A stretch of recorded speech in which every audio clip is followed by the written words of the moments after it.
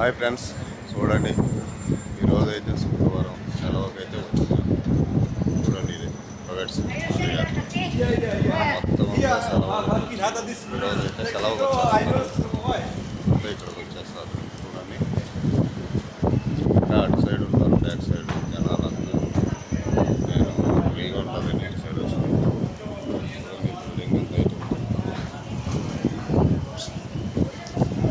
అలాగే subscribe, share చేసి like చేయండి ఫ్రెండ్స్.